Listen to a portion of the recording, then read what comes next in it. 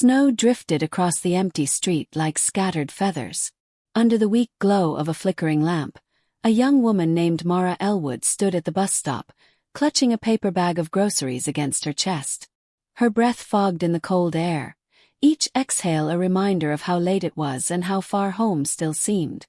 Across the street, an elderly man stumbled from the shadows, his scarf dragging along the icy pavement.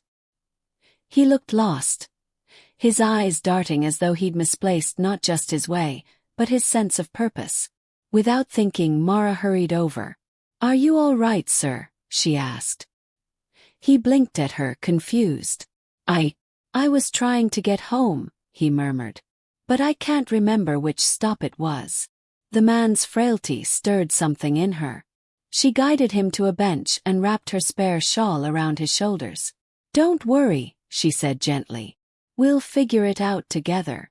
That night, a stranger's lost direction became the spark of an extraordinary bond neither of them saw coming. The man introduced himself as Everett Langston, once the head of a construction empire that had helped build half the county's homes. Now, his memory failed him at times, leaving him wandering streets where no one knew his name. But before we dive into what happens next, I'd love to know, where are you tuning in from today? Drop your country in the comment below and please like the video. Thank you. Now let's continue. Mara walked him home to a modest mansion on the edge of town, the kind of place that looked grand but hollow.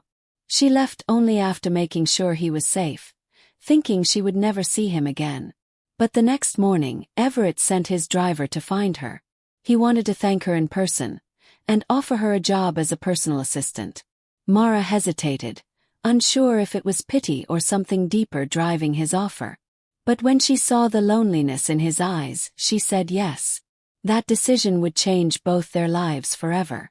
Working for Everett wasn't glamorous.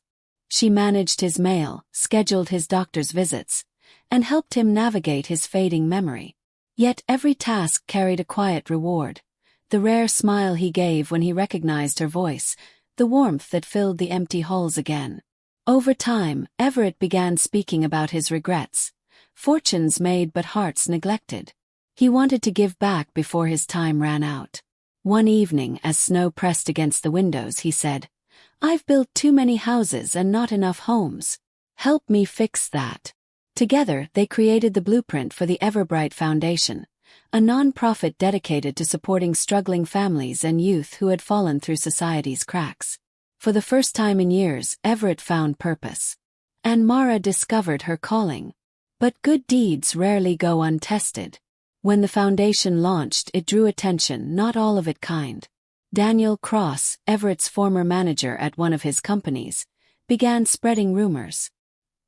He claimed Mara was manipulating Everett for personal gain.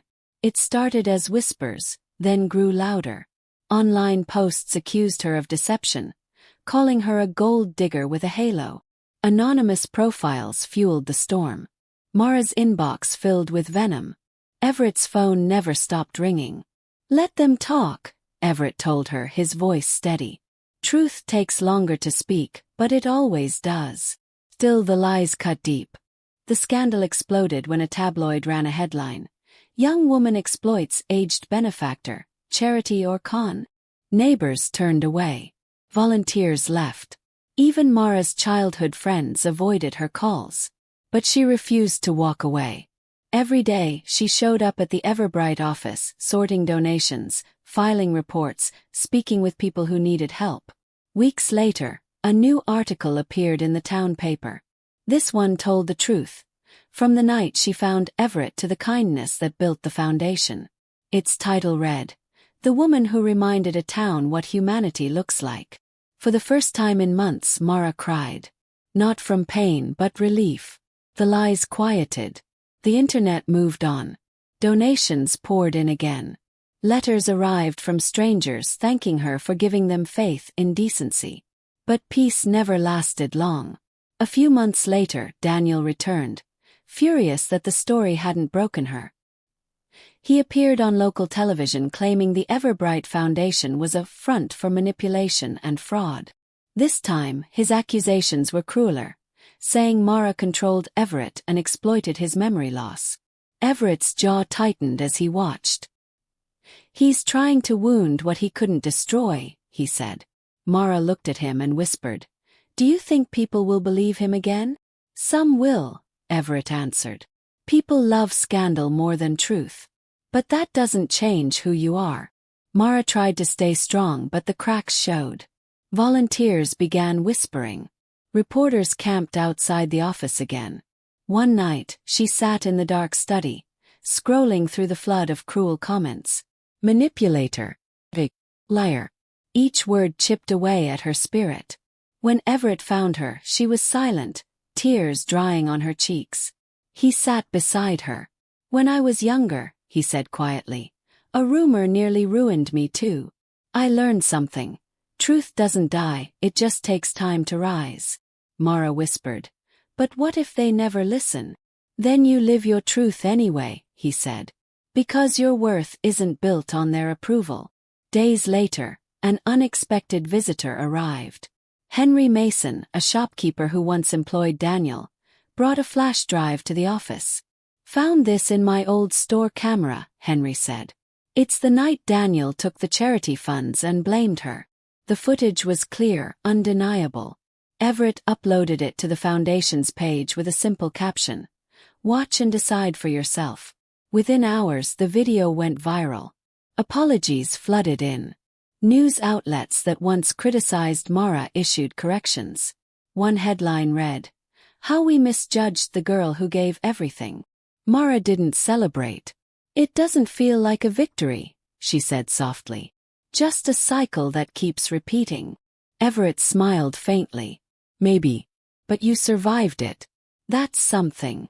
Weeks later, a news crew came not to accuse, but to appreciate. They filmed a feature called "The Foundation That Outlived Its Critics." In the interview, a young reporter asked Mara, "After everything, what keeps you going?" She thought for a long moment before saying, "Because what we do here matters. You don't stop doing good because people lie about you." "And what would you say to those who doubted you?" "I'd say I forgive them," she replied. Hate fades faster when you stop feeding it. The segment went viral, far beyond their small town. Donations multiplied. People from across the state sent messages of support. Everett watched the broadcast with quiet pride. "You didn't just survive," he said. "You turned their cruelty into compassion." Mara smiled. "I just told the truth. And that," Everett said, "is what makes you unstoppable." Months later, the governor's office invited them to a community leadership summit. Mara resisted at first, but Everett insisted. "You've earned this," he said. The event took place in the Grand Town Hall. When Everett introduced Mara, the applause filled the room. Her speech was simple but heartfelt. "Kindness isn't weakness," she said. "It's the courage to keep giving when the world tells you not to." When she finished, the room stood in silence before rising to applaud. Among the crowd, the woman who once warned her to keep her head up smiled proudly. Mara's eyes glistened. She'd come full circle. Years passed, and the Everbright Foundation flourished. It opened 3 new centers, each one filled with laughter, light, and second chances. Mara became the heart of the foundation, known for her humility and quiet leadership. Everett, older now, watched from the sidelines. His health waned, but his spirit never dimmed. One evening, Mara found him in the greenhouse, gazing at the lemon tree they had planted together. "They want to name the new scholarship after you," she said. He chuckled weakly. "It should be named after you. You're the one who made it matter." "We made it matter," she said softly. He nodded. "We did." Then his tone shifted, tender but serious. "Promise me you'll keep it going, even when I'm gone." Tears filled her eyes. "Don't say that." He smiled gently. "I'm old, not immortal. When I rest, just keep the light burning." 2 weeks later, Everett passed away in his sleep. No hospital noise, no drama, just peace. Mara found herself standing before his photograph at the small funeral, surrounded by people whose lives he'd touched. When it was her turn to speak, she said, "Everett Langston didn't just help people. He saw them." He gave me a chance when no one else did. And because of that, hundreds of others now have hope. Her voice trembled but stayed strong. He taught me that some choices change everything, even if they don't make sense at the time. That night at the bus stop, I thought I was helping a stranger. I didn't know I was meeting family. The room was silent before soft applause rippled through the air. Quiet, respectful, sincere. After the funeral, Everett's assistant, Henry, handed Mara a sealed envelope. "He left this for you," he said. Inside was a letter written in Everett's trembling handwriting, along with a photograph of them in front of the foundation's building on its first day. "My dear Mara," it read. "If you're reading this, I've already gone home. Don't grieve too long. You gave me back the best years of my life. You reminded me that goodness still exists, even when the world forgets. The foundation, the house, everything I built, it's yours now. Don't treat it as a burden. Let it be your light. Keep it honest. Keep it kind. Real wealth isn't what we keep, it's what we share. You gave me peace. Now find yours." Her tears stained the ink. She folded the letter carefully and whispered, "I will." The next morning she walked to the greenhouse. The sun glowed softly through the glass. She placed her hand on the lemon tree's leaf and whispered, "I'll keep the light burning." Under Mara's leadership, Everbright grew beyond anything Everett could have imagined. She expanded its programs to include scholarships, mentorships, and housing for youth who aged out of foster care. Years passed, and the foundation became a symbol of integrity and second chances. When reporters asked her how it all began, she always smiled and said, "With a bus stop, a lost man, and a choice." Every time she said it, she meant it. On the 10th anniversary of the foundation, Mara stood at the gate of the first center, the same spot where Everett once stepped into her life. Children laughed nearby. Volunteers unloaded boxes of food. The air was alive with purpose. Henry, now graying, joined her quietly. "He'd be proud," he said. "He already was," she replied. As twilight deepened, she looked toward the glowing sign of the Everbright Foundation, its soft light reflecting in her eyes. She thought of that night again, the cold, the fear, the choice. How two lost souls found each other by chance and built something eternal. She smiled. "Home isn't a place," she whispered. "It's the moment someone refuses to leave you behind." The wind brushed her hair gently, as if answering back. She turned toward the building, ready to keep working, because kindness, she now knew, didn't fade. Multiplied. And in that quiet evening glow, the light beyond winter kept shining. As the world outside kept rushing with noise and judgment, Mara's story remained a living reminder that compassion outlasts cruelty.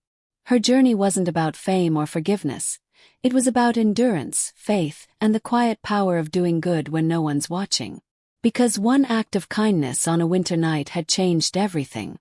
If this story touched your heart, take a moment to remember kindness isn't weakness, it's courage.